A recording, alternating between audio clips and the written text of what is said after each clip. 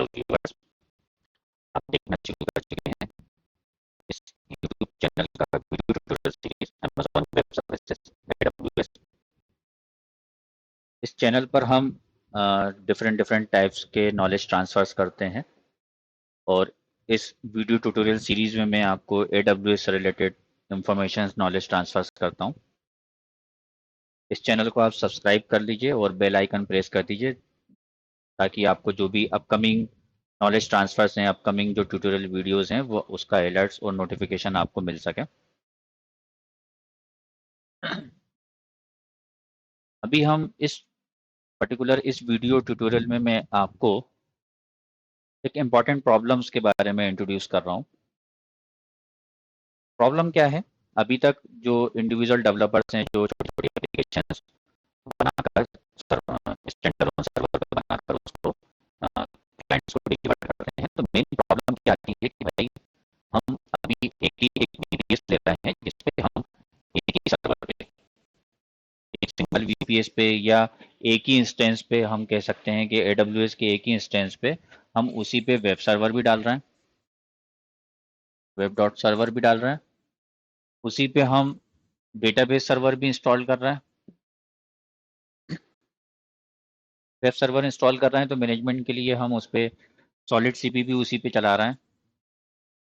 और बहुत से ऐसे भी हैं जो DNS सर्वर भी उसी पे चला रहे हैं, मेल सर्वर भी उसी पे रन कर रहे हैं और फिर उस पूरे सर्वर का बैकअप बनाते हैं।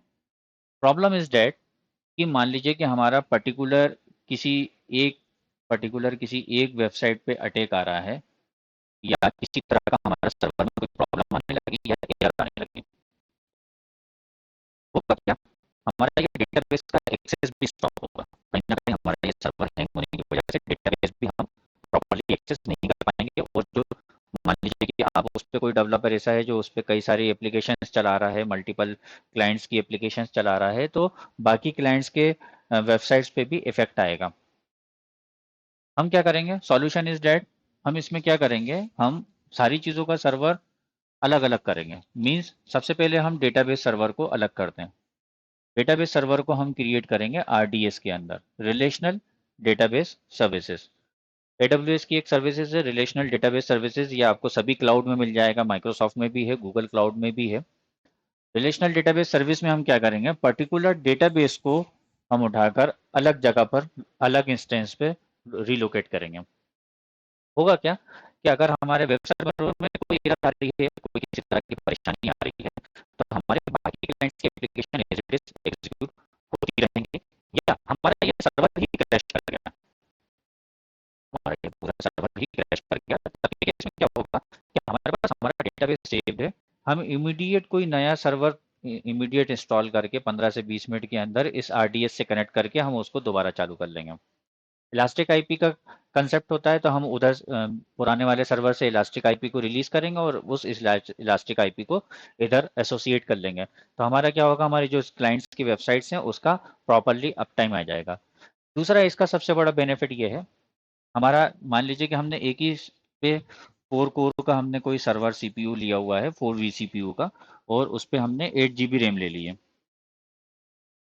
इस केस में क्या होगा, आपकी कॉस्टिंग जो आएगी वो उतनी ही रहेगी। हम इसको डिवाइड कर लेंगे, हम वेब सर्वर के लिए 2 कोर कर लेंगे, 2 vCPU कर लेंगे और 4 GB ले लेंगे, और हमारा RDS के लिए हम फ्री टीयर वाला ले लेंगे, फ्री टीयर वाला जो होगा वो ले लेंगे।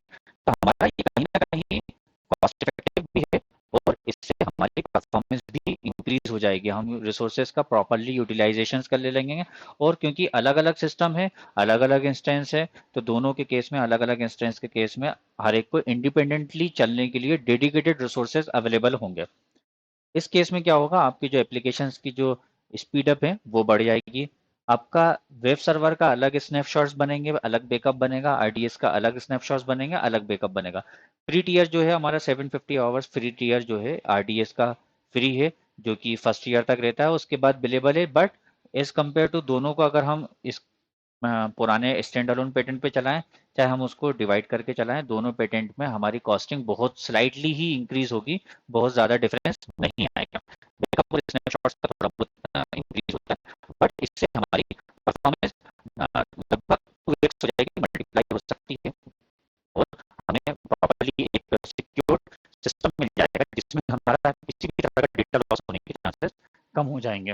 लेट्स सी कि अब हम इसको करेंगे कैसे।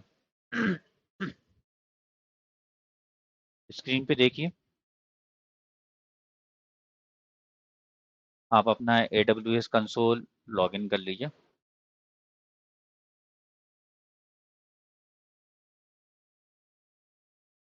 AWS कंसोल में ओपन कर लेता हूँ।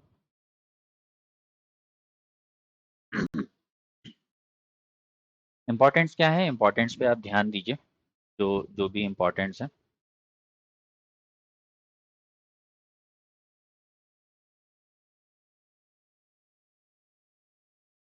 First of all, top right corner पे देखिए, आपको रीजन सेलेक्ट करना है। सबसे पहले जो करना है वो रीजन सेलेक्ट करना है। मैंने यहाँ पर रीजन जो है सिडनी चूज किया हुआ है कि मुझे अपना लोकेशन कौन सा लेना है। यहाँ पर यूएस के 4 लोकेशन दिखा रहा है, ऐसे ऐसे बस के 1 2 3 4 5 6 लोकेशंस दिखा रहा है। तो आपको आपका क्लाइंट किस जगह का होगा उसके अकॉर्डिंग कोशिश करिएगा जो आपका इंस्टेंस बनाए और आरडीएस बनाए वो सेम लोकेशन पे हो, और आरडीएस का मल्टीपल स्नैपशॉट और कॉपी जो है, एक रेप्लिका जो है किसी और लोकेशन पे हो। अगर मैं सिडनी पे बना रहा हूँ तो मैं मुंबई लोकेशन पे उसको ले लूंगा मैं।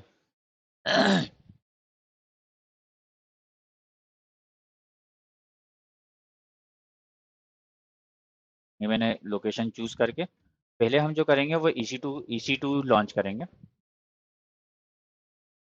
देन उसके बाद आरडीएस क्रिएट करेंगे। लोकेशन पे, रीजन पे ध्यान देना है, मैंने सबसे पहले रीजन ही सिलेक्ट किया है। यहाँ पर हम दो जगह से लॉन्च इंस्टेंस कर सकते हैं। एक तो यहाँ हमें जैसे EC2 मैंने सेलेक्ट करा, EC2 सेलेक्ट भी कर सकते हैं या सर्च कहीं ऑप्शन दिख रहा है तो EC2 फीचर्स को आप सर्च भी कर सकते हैं, और मैंने उसको बुकमार्क किया हुआ था तो वो मुझे सीधे दिख रहा था।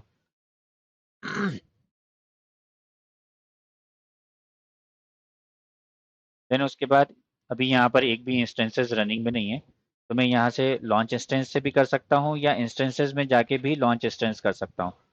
मैंने इंस्टेंसेस को लॉन्च इंस्टेंस में डाल रहा हूँ। यहाँ प्रॉपरली मैं एक सर्वर का नाम दूंगा, ये मैंने एक सर्वर का नाम दे दिया। मैं 2 2 डिजिट्स में प्रीफिक्स लगा देता हूँ ताकि मुझे रिमाइंड रहे कि क्या किस चीज़ का क्या है। मैंने सिडनी ले रहा हूँ तो सिडनी का SY, इसमें मैं विंडोज़ इंस्टॉल करूँगा। इसके अंदर मैं सॉलिड सी इंस्टॉल करूँगा, और ये RDS से रिलेशनल डेटाबेस सर्विस से अटैच होगी। ये 2023 में बना रहा हूँ, अक्टूबर में बना रहा हूँ। इसको मैंने कॉपी कर लिया ताकि आगे जो भी आएंगे उनको मैं सेलेक्ट कर दूंगा। मैंने ये माइक्रोसॉफ्ट का विंडोज़ चूज़ कर लिया, नेम दिया, देन उसके बाद विंडोज़ चूज़ करना है मेरे को।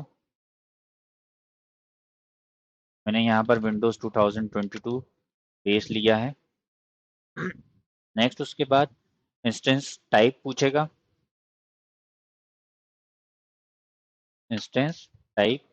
यहाँ पर इंस्टॉलेशन मेरा फास्टर हो इसके लिए मैं इंस्टेंस टाइप जो है वो टी थ्री का मैं कोई बड़ा सर्वर ले लूँगा। T3A का मैंने लार्ज सर्वर ले लिया, और आफ्टर इंस्टॉलेशन मैं इसको रिड्यूस करूँगा। T3 dot large, extra large लिख लेते हैं एक बार। T3 dot extra large, 4 GB CPU 16 GB memory के साथ एक ले लेता हूँ मैं। मैंने यहाँ पर लिया है। बाद में मैं अकॉर्डिंग टू अवर वेबसाइट का कंजम्पशन के अकॉर्डिंग उसको रिड्यूस करूँगा। T3 डॉट एक्स लार्ज किया है मैंने, चूज़ किया है मैंने। देन उसके बाद अब मैं की पेयर क्रिएट करूँगा। की पेयर, न्यू की पेयर क्रिएट करूँगा। जो मैंने नेम कॉपी किया था वो पेस्ट कर दूंगा। पेम फाइल पे चूज़ करूँगा क्रिएट न्यू पेयर। क्या किया मैंने, की पेयर चूज़ करा मैंने, की पेयर लिया मैंने, क्रिएट कर रहा हूँ मैं। देन उसके बाद की पेयर का नाम दे दिया, और मुझे पेम फाइल लेना है, डॉट पेम। ये फाइल सेव करने को बोलेगा, मैंने सेव किया, और डेस्कटॉप पे मैं इसको डेस्कटॉप पे सेव कर दूंगा। की पेयर को आप आरडीपी आरडीपी जब करेंगे, रिमोट डेस्कटॉप जब करेंगे, रिमोटली जब लॉगिन करेंगे तो हमें इस की पेयर की ज़रूरत पड़ेगी, तो इसको आप प्रॉपरली सेव करें।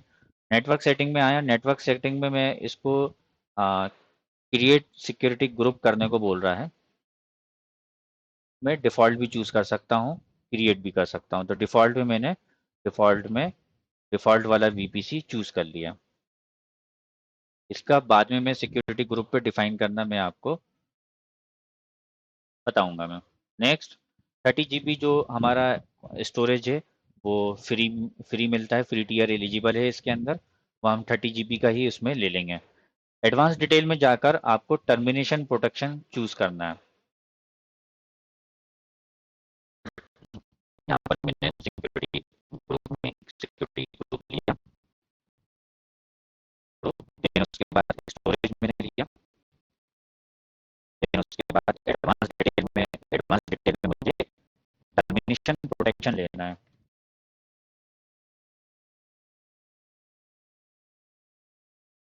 टर्मिनेशन प्रोटेक्शन जो है उसको इनेबल करना है। ये आ गया इनेबल। इनेबल करने के बाद इस सर्वर को मैं लॉन्च इंस्टेंस कर दूंगा। ये इंस्टेंस सक्सेसफुली लॉन्च या इनिशिएट हो चुका है। मैं इंस्टेंसेस पे क्लिक करूंगा ताकि मुझे अपने सर्वर का स्टेटस दिख जाए।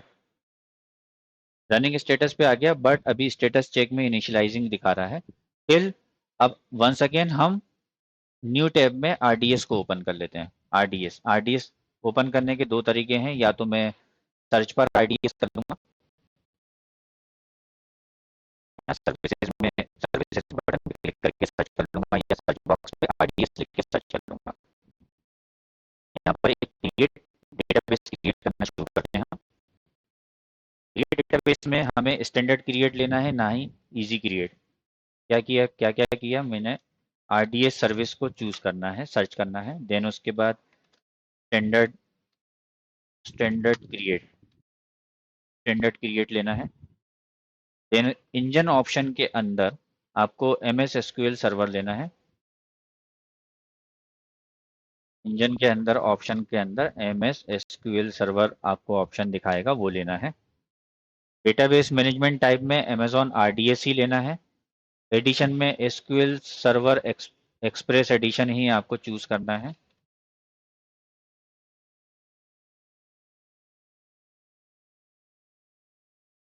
SQL server express. देन उसके बाद लाइसेंस वगैरह जो भी है वो ऑटोमेटिक इंस्टॉल कर वो मिल जाएगा। इसमें टेम्पलेट्स में आपको फ्री टियर लेना है। कौन सा लेना है? Free tier. फ्री टियर आपको ले लेना है। फ्री टियर क्या करेगा, ऑटोमेटिकली आपका नीचे इंस्टेंस टाइप चूज कर लेगा। इंस्टेंस का जो नेमिंग पॉलिसी है वो हम प्रॉपर ले लेंगे, जो हमने इससे पहले लिया हुआ था, सिडनी का SY। हम इसको विंडोज़ पे लेंगे, सॉलिड सीपी डालेंगे और RDS डालेंगे। 2023 में बना रहे हैं, अक्टूबर में बना रहे हैं, ताकि हमको ये याद रहे। अब यहाँ पर देखिए, हमें अपना मास्टर यूज़र नेम हमको देना है। मास्टर यूज़र नेम में हम SUPER सुपर एडमिन दे देता हूँ, ताकि हम अपने एडमिन का नाम चेंज कर रहे हैं। कॉमन कॉमन नहीं लेना चाहिए। मैंने ऐसे जनरली हमें एमएस एसक्यूएल का ऐसे होता है, तो हम ऐसे नहीं लेंगे, कुछ अपना स्पेसिफिक लेंगे, सुपर एडमिन। फिर यहाँ पासवर्ड इंसर्ट करने को बोल रहा है। पासवर्ड में हम एक कॉम्प्लेक्स सा पासवर्ड ले लेंगे। ये हमने पासवर्ड ले लिया कॉम्प्लेक्स सा एक।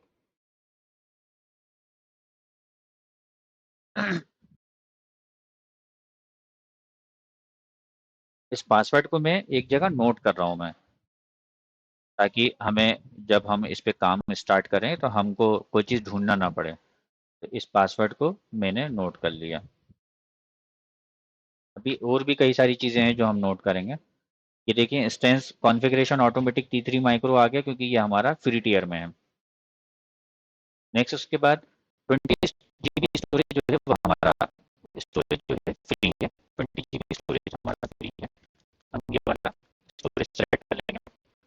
नेक्स्ट उसके बाद स्टोरेज ऑटो स्केलिंग जो है, इसको हमें डिसेबल करना है। क्या करना है?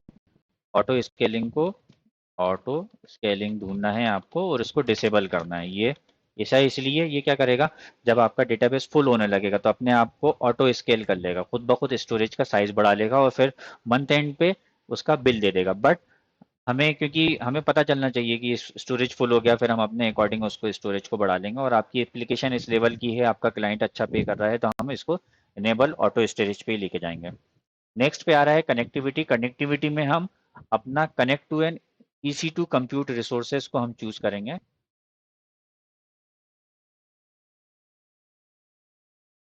Connect to an EC2 compute resources को चूज करेंगे।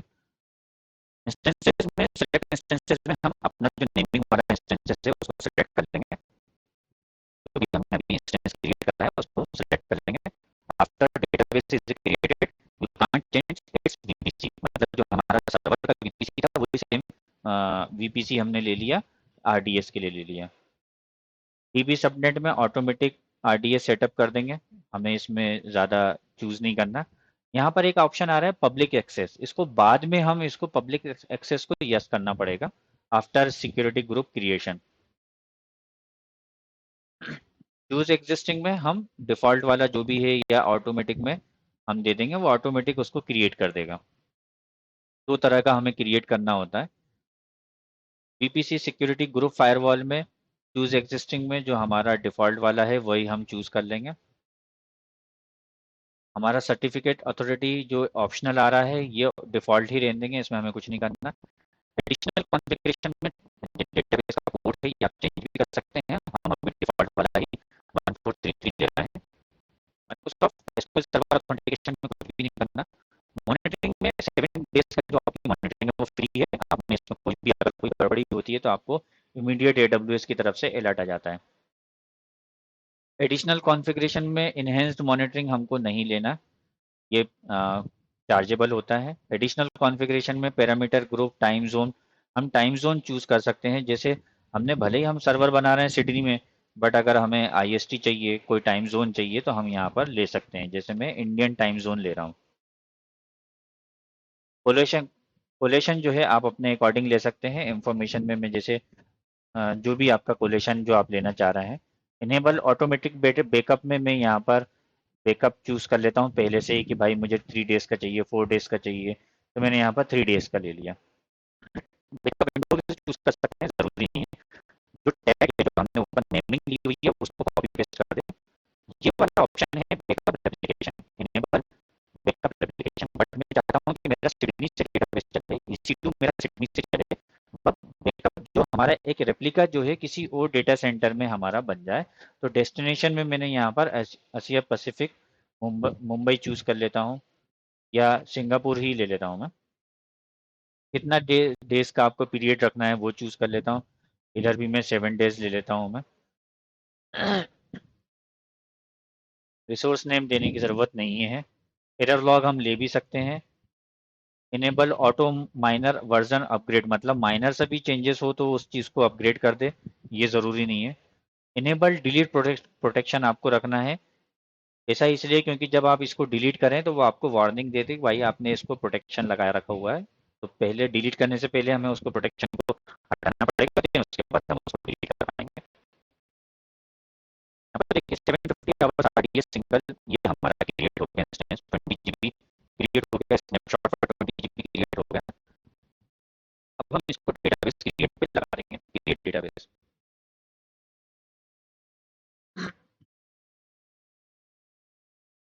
जब तक क्रिएट हो रहा है आप इसमें देखिए जो भी हमारा EC2 का कंप्यूट जो है उसको हमें इसको इंटरलिंक कनेक्शंस पे रखना है। इधर देखिए हमारा वापस EC2 वाले टेप पे आ रहे हैं, तो हमारा यहाँ सर्वर क्रिएटेड, इनिशियलाइज चेक में देखेंगे तो हमारा सर्वर क्रिएटेड दिखा रहा है। स्टेटस चेक में देख लेते हैं, 2 on 2 चेक पास्ड हो चुका, मतलब सर्वर क्रिएट हो चुका है। इस पे इंस्टेंसेस के अंदर एक हम इलास्टिक IP एलोकेट कर लेते हैं। यहाँ RDS पे बोल रहा है फॉर सेफ्टी इस पासवर्ड को मैं सर्वर पे सेव कर लेता हूँ, अपने ब्राउजर पे सेव कर लेता हूँ ताकि मुझे ब्राउजर से भी एक कॉपी मिल जाए। ये जो भी बोल रहा है इलास्टिक कैश को और RDS प्रॉक्सी को क्रिएट करने के लिए मैं इसको एड ऑन फॉर 30 डेज करके क्लोज कर देता हूँ। ये हमारा ये डेटाबेस क्रिएट होने में टाइम लेता है, EC2 जल्दी क्रिएट हो जाता है। वापस हम EC2 वाले टैब पर आ गए और एक इलास्टिक आईपी से एलोकेट इलास्टिक आईपी की ले लेंगे, एक आईपी हम अलॉट करा लेंगे अपने आप को, एलोकेट।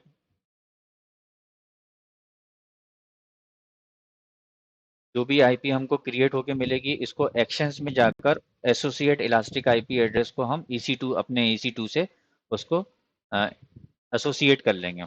एसोसिएट कर लिया हमने,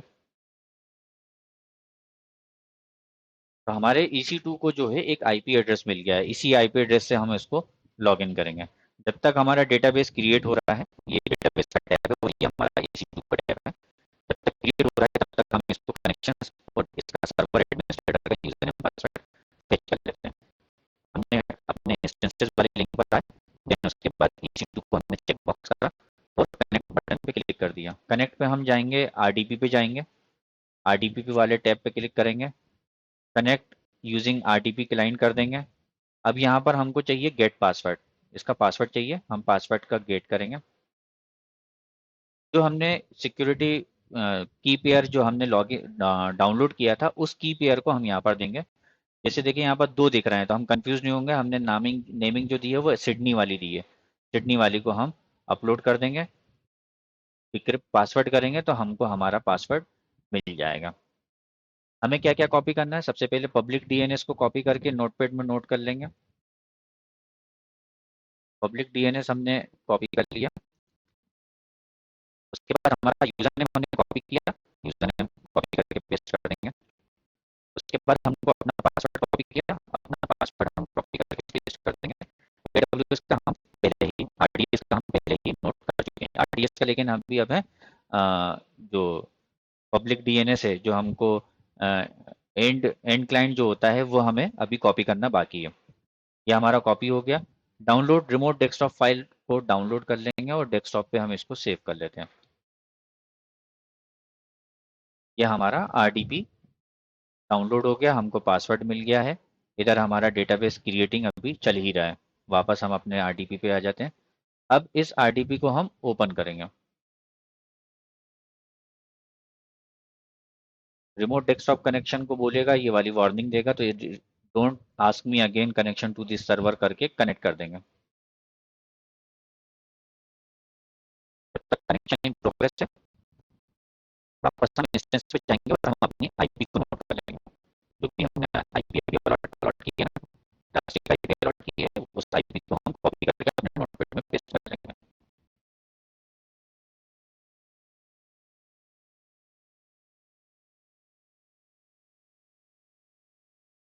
अब यहाँ देखिए, आपको जो है एक वार्निंग दे रहा है, remote desktop can't connect to remote computer. Okay करेंगे। हम क्या करेंगे, यहाँ पर लेफ्ट साइड में आप ढूंढिए सिक्योरिटी ग्रुप। ये मैंने सिक्योरिटी ग्रुप चूज करा। हमने वहाँ पर सिक्योरिटी ग्रुप डिफ़ॉल्ट वाला लिया हुआ था, तो हम यहाँ पर भी डिफ़ॉल्ट वाला ले लेंगे। डिफ़ॉल्ट वाले में हम इसको, डिफ़ॉल्ट वाले में इनबाउंड रूल्स पे जाएंगे। इनबाउंड रूल्स में एडिट इनबाउंड रूल करेंगे। यहाँ पर ऑल ट्रैफिक कस्टम लिखा हुआ है, इसको कस्टम को रिमूव करके ऑल ट्रैफिक एनीवेयर आईपी करके, ये बोल रहा है you may not an IP address, ऐसा करके बोल रहा है। कोई दिक्कत नहीं है, इसको क्लोज करके वंस अगेन खोल देते हैं। Inbound rule, edit inbound rule. Rule के बाद जो हमारा इधर दिख रहा है वो एज इट इज रहने देंगे। एड रूल करेंगे, कस्टम टीसीपी की जगह हमको लेना है आरडीपी। आरडीपी आ गया। आरडीपी में कस्टम की जगह एनीवेयर IPv4, एक चीज हो गया। एक और एड रूल करेंगे, जहां पर हम लेंगे HTTP। HTTP ले लिया, कस्टम की जगह एनीवेयर V4। एक और एड रूल करेंगे, जहां पर हम देंगे HTTPS।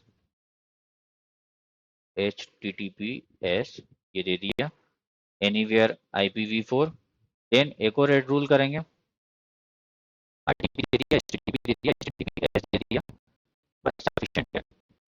अभी हमको पोर्ट नंबर देने के लिए आना पड़ेगा सेव रूल। सेकंड फिर से सेव रूल करने के बाद सेकंड फिर से हम वो RDP की फाइल को बंद कर देंगे।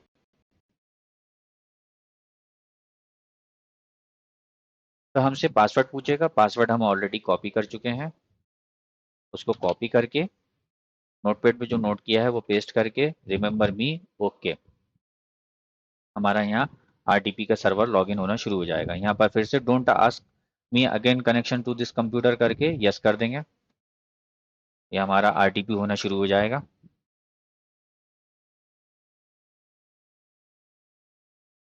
तो मैं जूम 100% कर देता हूँ,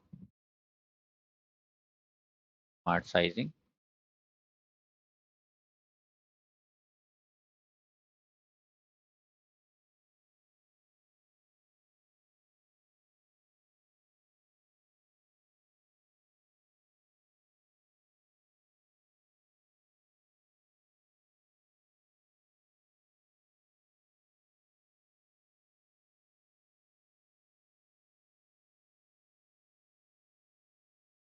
देन उसके बाद ये हमारा आरडीपी के अंदर हम लॉगिन हो चुके हैं और यह हमारा अभी डेटाबेस क्रिएशन इन प्रोग्रेस है।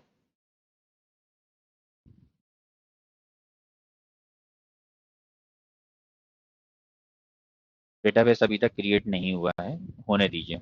जब तक आरडीपी पे आ जाएंगे, आरडीपी हमने लॉगिन कर लिया। इसके बाद हमें यहाँ पर पावर शेल सर्च करना है, PowerShell, Windows PowerShell, इसको ओपन कर लेना है। क्या सर्च करना है? विंडोज़ पावर शेल, आरडीपी के अंदर, आरडीपी लॉगिन करने के बाद पावर शेल। देन उसके बाद एक कमांड है जो सॉलिड सीपी की वेबसाइट पे मिल जाएगा, इस वाले यूआरएल पे एक कमांड है, वो कमांड आपको कॉपी पेस्ट करना है इस वाले यूआरएल से। इसको मैं डिस्क्रिप्शन पे भी डाल दूंगा। इस पे आपको इंस्टॉलेशन का स्टार्ट करने से पहले एक पूरा कंप्लीट एक कोडिंग मिलेगी जिसका नाम होगा the following is required before hand. इसको इंस्टॉलेशन करने के लिए पूरी एक ये ऑटोमेटिक पावर शेल की एक कमांड लाइन है, वो पूरी कमांड आपको पेस्ट करना है। इसको मैं अपने आरटीपी के सीएमडी पे, जो हमने पावर शेल ओपन किया हुआ है वहाँ पर लाके उसको पेस्ट कर देंगे।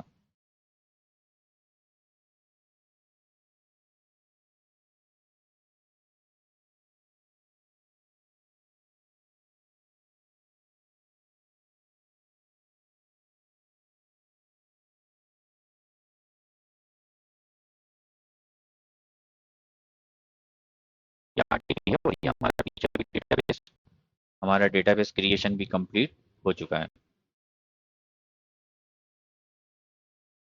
नहीं, अभी पेंडिंग में है, स्टेटस अभी क्रिएटिंग ही दिखा रहा है। जब तक हम इसको अपने आरडीपी में जो भी हमारा करने वाला है वो चीज़ कर लेते हैं। फिर नॉट रेस्पॉन्डिंग पे आ गया, मैं फिर से खोलता हूँ।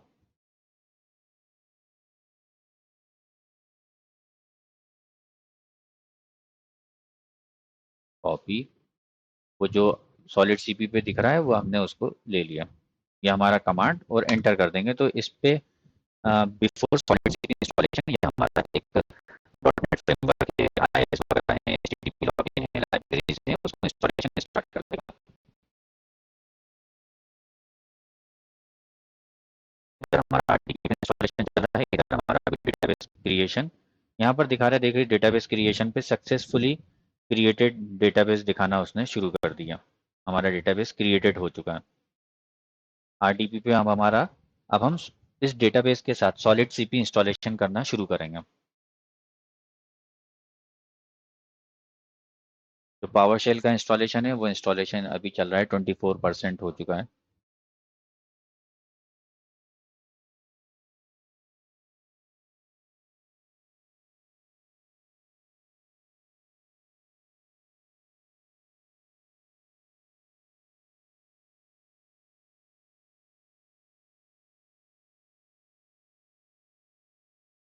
ये मैंने आरडीपी को सिर्फ जूम किया है।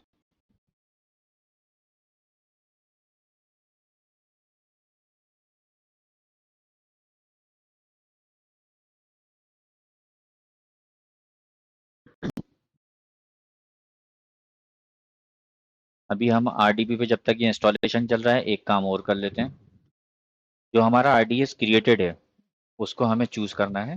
डेटाबेस में जाके डैशबोर्ड से आरडीएस जो क्रिएटेड है उसको चूज़ करना है। एक्शन में जाना है, एक्शन में जाकर, सॉरी एक्शन में नहीं है, अभी मॉडिफाई करना है इसको, हमें उसको रिमोट एक्सेस अलाउ करना है ना।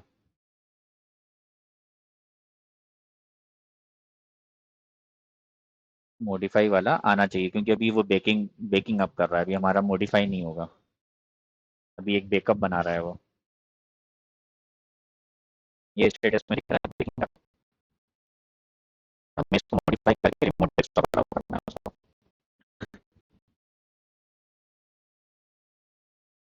डेटाबेस थोड़ा सा टाइम लेता है, इधर हमारा पावर शेल पे भी इंस्टॉलेशन होने वाला है, कंप्लीट होने वाला है। अभी मैं मिनिमाइज कर देता हूँ ताकि हम इसको दोनों एक साथ हो चल रहा है।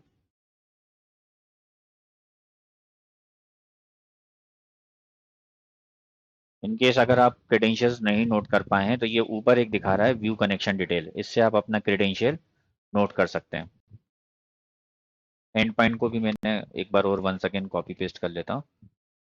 एंड पॉइंट रह गया था, हमने एंड पॉइंट को भी कॉपी करा और पेस्ट कर दिया नोटपैड में, जो हम नोटपैड सेव कर रहे थे उसके अंदर। हमारा आप डेटाबेस का पासवर्ड कॉपी करा और पेस्ट कर दिया, हमें दोनों चीज़ें उसने बता दी। नेक्स्ट, अभी ये हमारा क्रिएशन कंटिन्यू है। इधर हमारा डेटाबेस में सॉलिड सीपी जो हमने आरटीपी किया हुआ है उस पर 88% हो चुका है। दोनों साइमल्टेनियसली देखते रहते हैं, जो हमें पहले मिल जाएगा हम उसको कर लेंगे।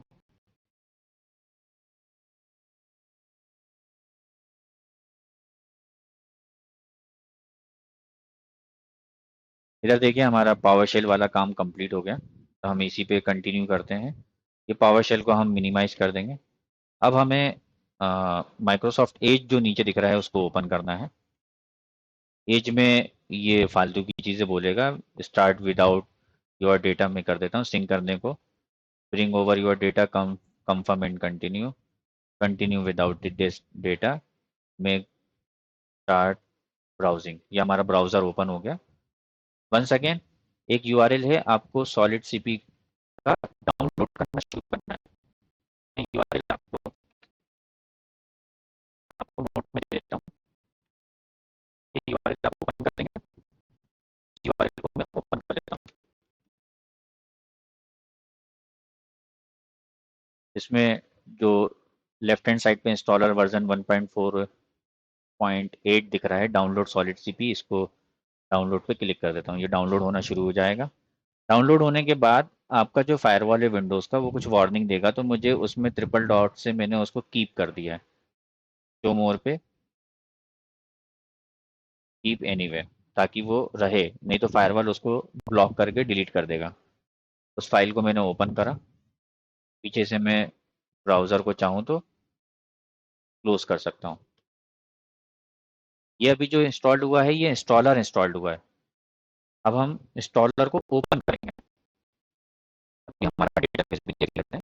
अभी डेटाबेस पे चल ही रहा है। अब हमें अपने इंस्टॉलर को ओपन करना है। सर्च पे गया, सॉलिड सीपी टाइप करके सॉलिड सीपी इंस्टॉलर ओपन करूंगा। व्यू अवेलेबल कंपोनेंट्स पे आपको क्लिक करना है। इसमें जो फर्स्ट आएगा solid CP stand alone server setup, solid CP stand alone server setup, solid CP stand alone server setup, इस पे आपको उसके सामने जो भी दिख रहा है इंस्टॉल, इंस्टॉल पे आपको क्लिक कर देना है। अब प्रॉपरली सॉलिड सीपी का इंस्टॉलेशन स्टार्ट हुआ है। अभी वो इंस्टॉलर इंस्टॉल्ड हुआ था, अब सॉलिड सीपी इंस्टॉल्ड हुआ है। हमारा अभी बैकग्राउंड पे आरडीपी के अलावा ब्राउज़र पे अभी हमारा आरडीएस जो है उसका बेकिंग अभी चल ही रहा है।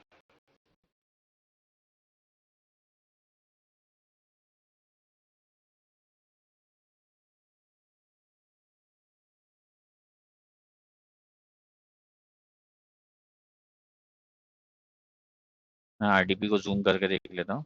ये हमारा आरडीएस पे देखिए अवेलेबिलिटी में आ गया।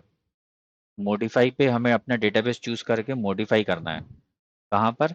आरडीएस वाले ऑप्शन में आ गया। लेफ्ट हैंड साइड पे डेटाबेस में जो हमने अभी डेटाबेस क्रिएट करा है उसको चूज़ करना है और मॉडिफाई पे जाना है। मॉडिफाई पे जब हम जाएंगे तो हमको अलाउ कनेक्शंस का एक ऑप्शन आएगा, अलाउ पब्लिक एक्सेस का एक ऑप्शन आएगा, वो हमें लेना है।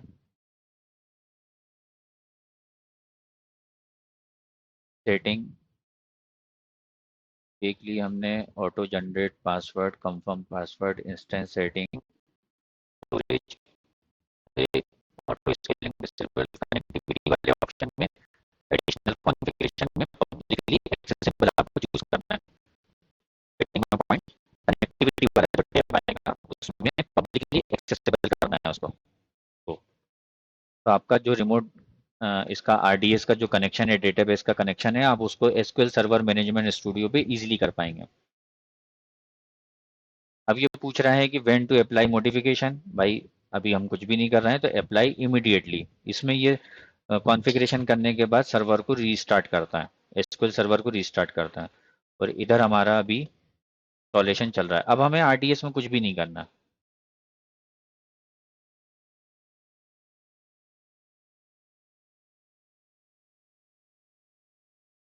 आरडीपी को मैंने जूम कर लिया ताकि अब हम इस पे इंस्टॉलेशन पे ध्यान देंगे।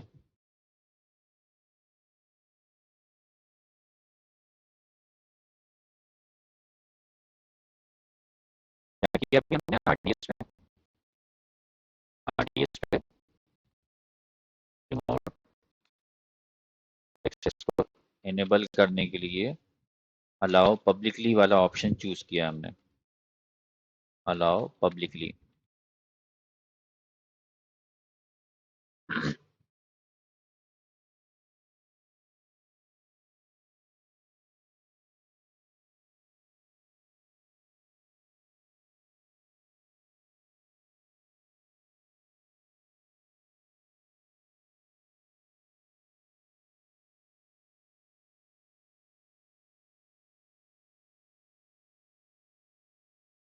सर हमें इंस्टेंसेस वाले में भी कुछ नहीं करना, बस ये सॉलिड सीपी ही इंस्टॉल हो रहा है, इसको देखते हैं।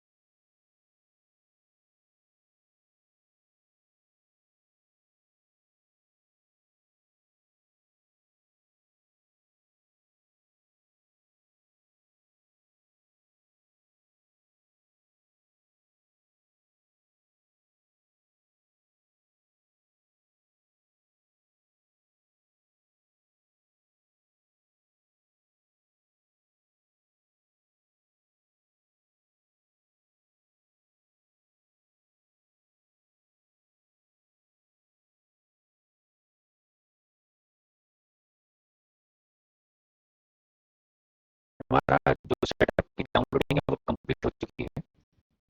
Please wait while setup prepares the necessary files. ये भी कंप्लीट। नेक्स्ट करने को बोल रहा है, नेक्स्ट कर देते हैं। I agree. जो हमारी इंस्टॉलेशन से पहले जो ज़रूरत है वो उसने सबको ओके कर दिया। यहाँ पर आईपी को बोल रहा है तो हमने जो इलास्टिक आईपी है वो हम यहाँ पर पेस्ट कर सकते हैं, ज़रूरी नहीं है। नेक्स्ट हम उसको बाद में भी कर सकते हैं। अब एसक्यूएल एक्सप्रेस का हमें यहाँ पर डिटेल देनी है। तो जो आपने आरडीएस का एंड पॉइंट कॉपी किया था ना, आरडीएस का जो एंड पॉइंट कॉपी किया था, नोटपैड में सेव किया था, वो कॉपी करेंगे और यहाँ पर लाके पेस्ट कर देंगे। मान लीजिए नहीं मिलता तो मैं वापस अपने आरडीएस वाले पे जाऊंगा, रिमोट डेस्कटॉप पे डेटाबेस को चूज करूंगा। डेटाबेस में चूज करने के बाद डीबी आइडेंटिफायर जो भी हमारे डेटाबेस पे, उस पर क्लिक करूंगा। क्लिक करने के बाद हमको हमारा एंड पॉइंट मिल जाएगा। और व्यू कनेक्शन डिटेल्स से भी जो हमारा ऊपर है, जो अभी हमने क्लोज नहीं किया, वहां से भी हमको हमारा एंड पॉइंट भी मिल जाएगा, यूजर नेम भी मिल जाएगा, पासवर्ड भी मिल जाएगा। ये सेम चीज हमको डालना है। अभी हमने यूजर नेम कॉपी करा, आपको अपने पास नोट करके रखना है। यहाँ पर नेक्स्ट ऑप्शन आ रहा है ऑथेंटिकेशन, तो एसक्यूएल सर्वर ऑथेंटिकेशन करना है। यूजर नेम हमने पेस्ट कर दिया। नेक्स्ट हमको पासवर्ड कॉपी करना है। पासवर्ड को हमने यहाँ पेस्ट कर दिया। सॉलिड सीपी डेटाबेस का नाम देना है, वो हमने दे दिया, नेक्स्ट कर दिया। अब यहाँ पर हमें सॉलिड सीपी का एडमिन का यूजर नेम पासवर्ड देना है। सॉलिड सीपी का एडमिन का यूजर नेम पासवर्ड देना है, तो वो हमने नोटपैड पे एक जगह पासवर्ड नोट कर लिया और वही पासवर्ड यहाँ लाके पेस्ट कर दिया। नेक्स्ट करना है, ये उसका इंस्टॉलेशन स्टार्ट कर देगा। ध्यान रहे मैं हर चीज जो है नोटपैड में जो नोट करने को बोल रहा हूँ वो नोट करते जा रहा हूँ।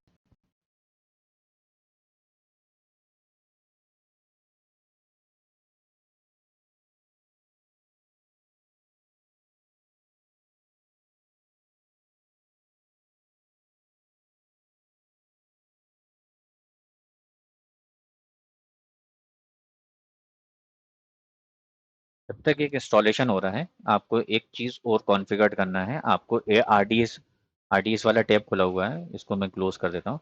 आपको सीधे EC2 वाले टैब में आना है। इसमें आपको लेफ्ट हैंड साइड पे आप ढूंढिए, इसमें security groups, network and security के अंदर सिक्योरिटी ग्रुप्स। सिक्योरिटी ग्रुप्स में हमने EC2 में जो भी सिक्योरिटी ग्रुप चूज किया था, वो सिक्योरिटी ग्रुप आपको यहाँ से सेलेक्ट कर लेना है।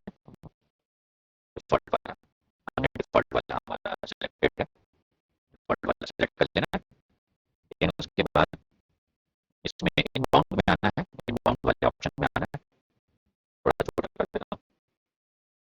इनबाउंड वाले में आना है, इनबाउंड वाले में एडिट इनबाउंड रूल करना है।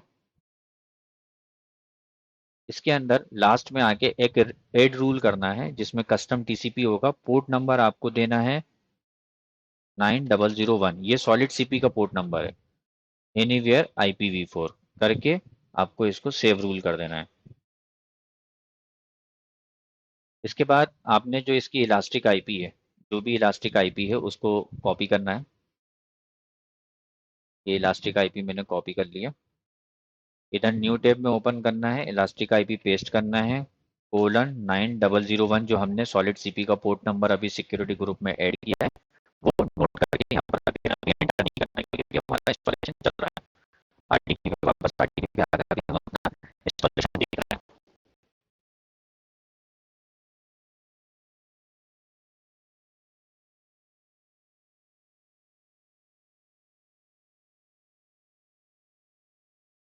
ये कंप्लीट इंस्टॉलेशन मोस्ट प्रोबेबली मुझे ऐसा लगता है कि 1 घंटे में कंप्लीट हो जाता है। और ज़्यादा टाइम तो जो हमें लगता है वो आरडीएस सेटअप में लगता है, आरडीएस में ज़्यादा टाइम लगता है। हमें नेक्स्ट टाइम मान लीजिए कि इस आरडीएस में कोई प्रॉब्लम आ गई, किसी तरह का हमारा फाइल करप्शन आ गया, तो हम इमीडिएटली आरडीएस हमारा है, EC2 नया क्रिएट करके उससे अटैच कर देंगे।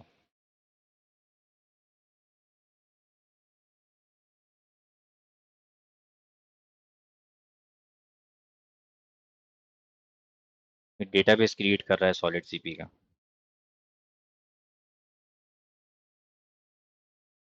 आरडीएस से तो ये में भी हो सकता है, थोड़ा टाइम दे रहा हूँ।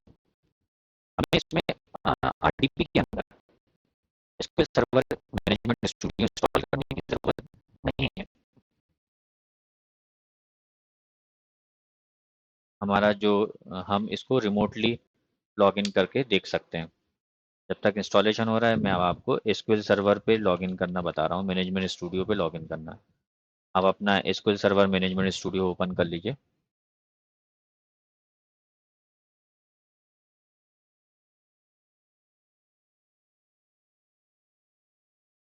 आरडीपी को मिनिमाइज करा ताकि हम अपना क्रेडेंशियल देख सकें।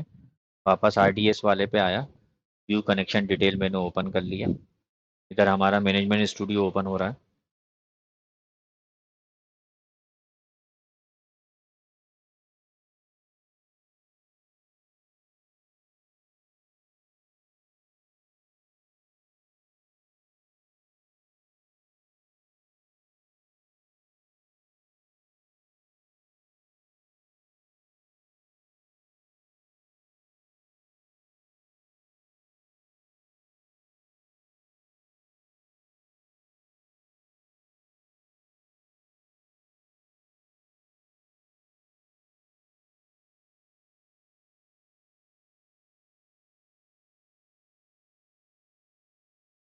मैनेजमेंट स्टूडियो ओपन हो चुका है। तो जो हमारा ये क्रेडेंशियल है, इसमें हम एंड पॉइंट कॉपी किया,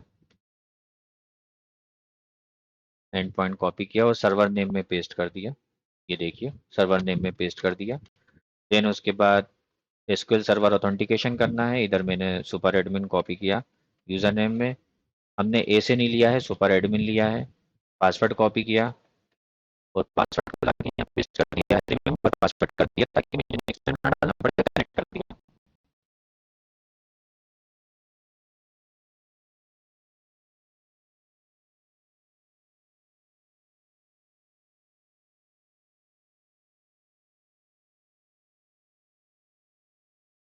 ये हमारा सिडनी ऑस्ट्रेलिया हमने लिया है और हम इंडिया में बैठे हैं, इसलिए हमारा ये थोड़ा स्लोनेस जो आपको दिखेगी वो दिखेगी।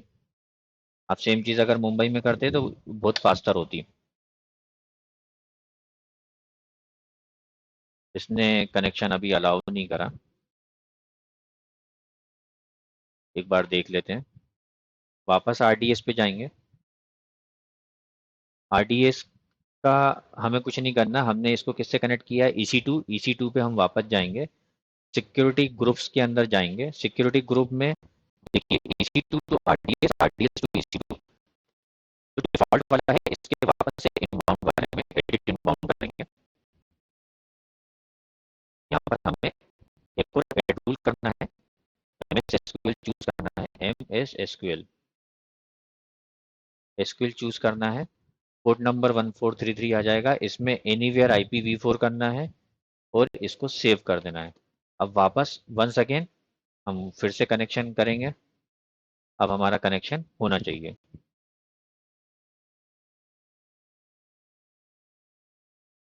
इधर हम RDP पे देख लेते हैं। RDP पे हमारा सेटअप कंप्लीट हो चुका है। नेक्स्ट पे क्लिक करेंगे, फिनिश कर देंगे। हमारा यहाँ सॉलिड सीपी का इंस्टॉलेशन कंप्लीट हो गया। सॉलिड सीपी का इंस्टॉलर हम बंद कर देंगे। इधर से पावर शेल बंद कर देंगे क्योंकि अब हमें इस पे कोई काम नहीं है। और इधर EC2 क्लोज कर देंगे। अब वापस हमने यहाँ न्यू टेब में आपसे मैंने पोर्ट नंबर के साथ 9001 चूज करवाया था, इसको ओपन करेंगे। यहाँ हमारा सॉलिड सीपी ओपन हो जाएगा। अभी हमारा कंसर्न आ रहा है कि भाई ये RDP एसक्यूएल सर्वर जो हमारा कनेक्ट नहीं हो पा रहा है। तो इधर हमने ऐड रूल डाल दिया, डिफ़ॉल्ट वाले में ही हमने मॉडिफाई करा। अभी हम इसके दूसरे इनबाउंड रूल भी देखेंगे। इनबाउंड रूल खाली है। EC2 RDS वाले में इनबाउंड रूल खाली है। दूसरा वाला जो है RDS टू EC2 वाले में इनबाउंड रूल देखेंगे। इसमें MS SQL TCP, इसको एडिट इनबाउंड रूल करेंगे। इसको एक बार चेक कर लेते हैं। तो एनीवेयर IPv4 कर देते हैं।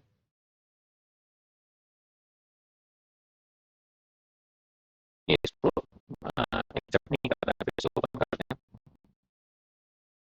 Edit inbound rule, add rule डाल देते हैं। SQL एनीवेयर IPv4 इसको भी ऐड सेव कर देते हैं। 1 सेकेंड ट्राई करें। ये अभी भी नहीं हुआ। अब हम डेटाबेस पे आते हैं। डेटाबेस पे आके इस पे हमें ढूंढना है सबनेट ग्रुप। सबनेट ग्रुप को आपको न्यू टैब में ओपन कर लेना है।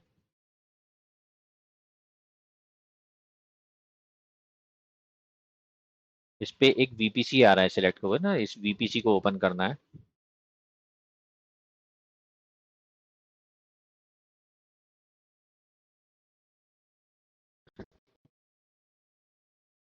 VPC में जाके आपको दो चीज कंफर्म करनी है, एक सबनेट सबनेट कंफर्म करना है। ये हमारा VPC आ गया। VPC, इस VPC की जो आईडी दिख रही है 95D8, हमने लास्ट का 4 डिजिट लिया। सबनेट पे गए। उस वाले सबनेट पे जो दिख रहा है, उस सबनेट पे जो VPC का दिख रहा है, ये इतने सारे सबनेट आ गए। इंटरनेट गेटवे आपको देखना है। इंटरनेट गेटवे यहाँ पर क्रिएटेड है। रूट टेबल देखना है। रूट टेबल भी हमारा क्रिएटेड है। एक बार हम RDS को रीस्टार्ट करके देख लेते हैं। डेटाबेस में जाते हैं। RDS अवेलेबल है, इसको एक्शन में जाके रिबूट कर लेते हैं। एक बार सेकंड ट्राई करते हैं।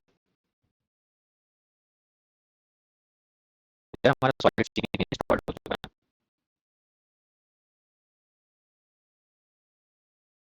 अब सॉलिड सीपी में कुछ कॉन्फ़िगरेशंस बाकी हैं, हम वापस से उस आरडीपी को हम लॉगिन करेंगे और एक एक करके मैं आपको सॉलिड सीपी का बताता हूँ क्या क्या हमें करना रहेगा।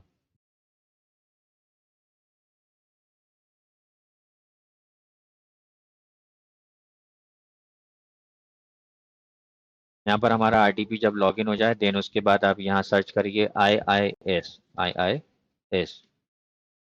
ये मैंने ओपन कर दिया।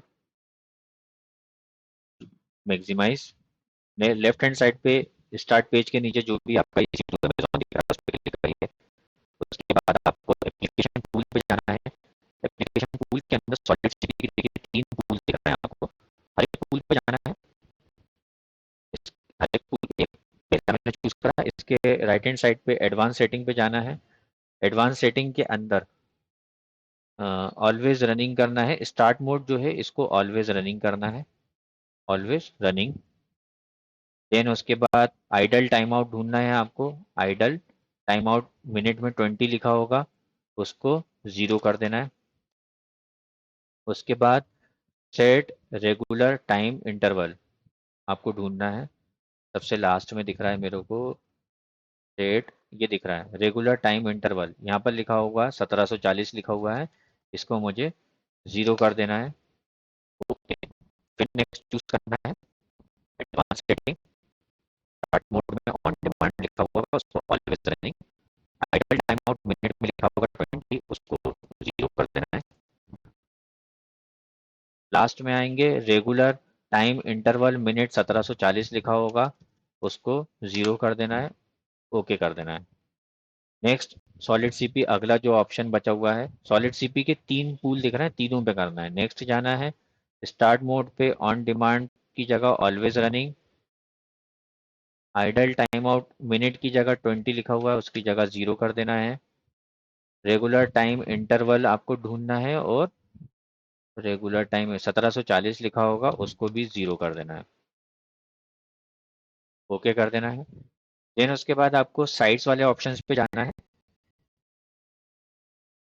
सॉलिड सीपी की वेबसाइट ढूंढना है। सॉलिड सीपी पहले वेबसाइट की टर्मिनोलॉजी क्या, सॉलिड सीपी पोर्टल के नाम से टर्मिनोलॉजी उसको ढूंढना है। इसमें आपको देखना है विंडोज ऑथेंटिकेशन, यहाँ मैं फिल्टर कर देता हूँ विंडोज ऑथेंटिकेशन। विंडोज ऑथेंटिकेशन या सिर्फ ऑथेंटिकेशन सर्च के नाम से ढूंढिए। ये दिख रहा है आईआईएस वाले लिंक में ऑथेंटिकेशन के नाम से ढूंढा तो मिल गया। इसको क्लिक करना है। डबल क्लिक करेंगे, इसमें दिखाएगा विंडोज ऑथेंटिकेशन को। जब मैंने ओपन करा, विंडोज ऑथेंटिकेशन चूज करना है।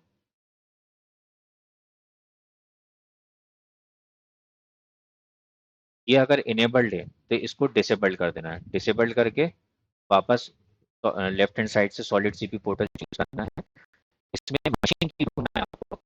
मशीन की, ये रहा मशीन की, या आप यहाँ पर फिल्टर भी कर सकते हैं MSCHI मशीन। ये मेरा मशीन की आ गया, इसको डबल क्लिक करके ओपन कर लीजिए। इसमें जनरेट, राइट हैंड साइड से जनरेट की का बटन दिखेगा, अप्लाई करना है। ये आपका काम की जनरेट हो गया। अब आप सॉलिड सीपी पोर्टल को हम अपने डेस्कटॉप पे ओपन करके देखते हैं।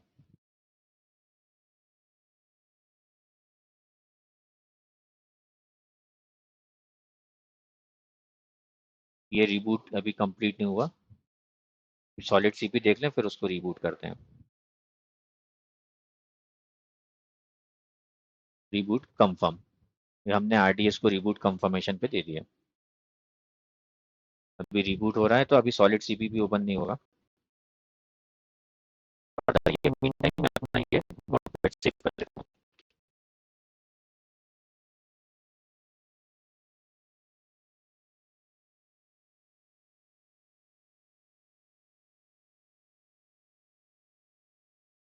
इनकेस मान लीजिए कोई एरर आती है या कुछ प्रॉब्लम आती है तो आप मुझसे कमेंट्स पे रास्ता कायम करें, मैसेज करें।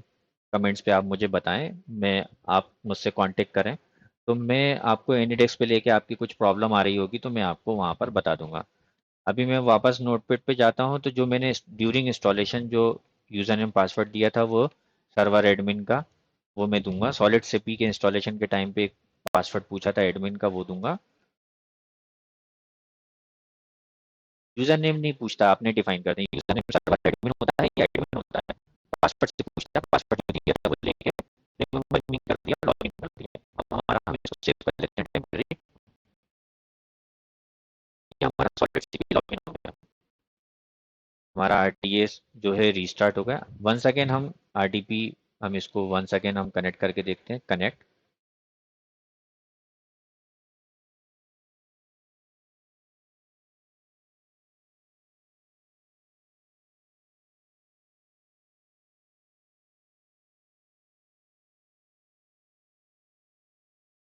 इनबाउंड रूल हमारा डिफाइंड है।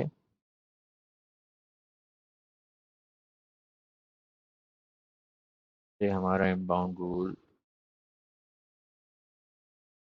Not defined. डिफॉल्ट वाले में वैसे तो मेजरली डिफॉल्ट वाले में इनबाउंड रूल होना चाहिए। एडिट इनबाउंड रूल 9001 ए एचटीटीपीएस है, एमएसएस है, एचटीटीपी है, आरडीपी है, एमएस एसक्यूएल दिया हुआ है, ऑल ट्रैफिक भी दिया हुआ है।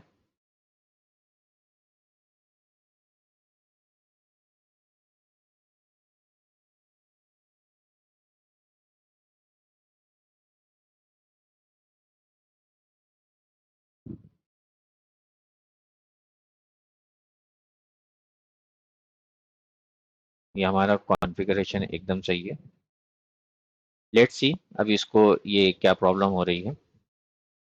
बट ये कनेक्ट हो जाता है। मे बी सारी परमिशंस हमारी प्रॉब्लम क्रिएटेड है। इसको मैं देख के आपको नेक्स्ट वीडियो में इसको क्लियर कर दूंगा। ऑलरेडी हमारा 1 आवर होने वाला है। मे भी हो सकता है मैंने ये एंड पॉइंट गलत कॉपी पेस्ट कर दिया हो। One second, and point copy कर लेता हूँ।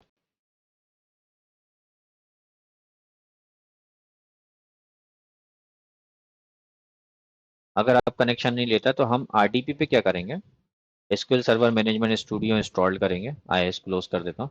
और सेम लास्ट वीडियो की तरह उस पर भी हम लॉगिन करेंगे, उस पर हो जाएगा। लॉगिन करने के बाद उस पर अलाउ रिमोट कनेक्शन हम एसक्यूएल मैनेजमेंट स्टूडियो से कर लेंगे। इसको ऑलरेडी इसकी वीडियो बनी हुई है।